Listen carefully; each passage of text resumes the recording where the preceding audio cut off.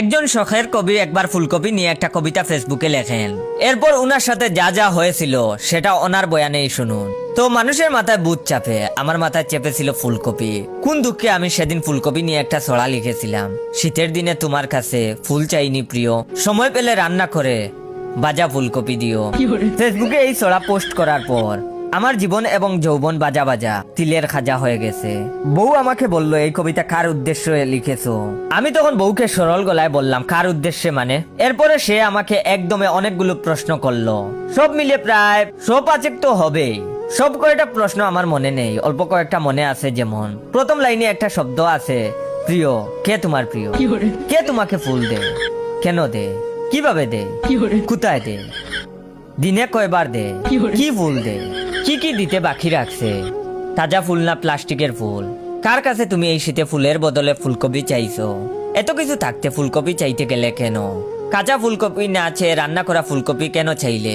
অন্য কোনো মেয়ে কেন তোমার জন্য ফুলকপি রাঁধবে? ঘরের রান্না মুখে রুচে না। ফুলকপি মানে কি সবজি ফুলকপি, না এর অন্য কোনো গোপন অর্থ আছে? সারা জীবন ফুলকপি খেয়েও শখ মেটেনি, আর কত ফুলকপি চাও? কবে তোমার পেট ভরবে? বুড়ো হচ্ছ আর খিদে বাড়ছে তোমার, তাই না? পেয়েছো কি তুমি? তোমাকে কি আমি খেতে দেই না? রাস্তাঘাটে তুমি ফুলকপি চেয়ে বেড়াও, আজ ফেসবুকে চাইছো, কাল কি ঠাল্লা নিয়ে রাস্তায় বসবে, পরশু কি পত্রিকায় বিজ্ঞাপন দিবে। আমার কাছে চাইলে কি আর আমি ফুলকপি দিতাম না? তার সর্বশেষ প্রশ্নটা বড়ই নির্মম।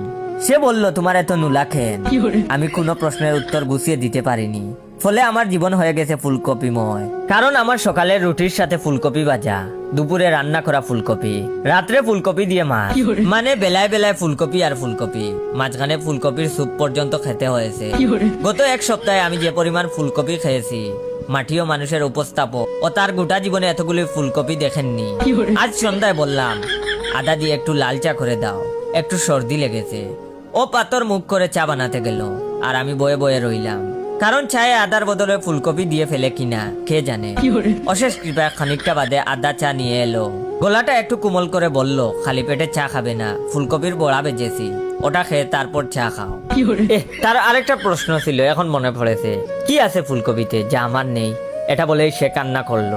তার আরেকটা প্রশ্ন ছিল, এক্ষুনি মনে পড়লো, সত্যি করে বলো তো, আমাকে না জানিয়ে তুমি এ পর্যন্ত কতগুলি ফুলকপি খেয়েছো লুকিয়ে লুকিয়ে?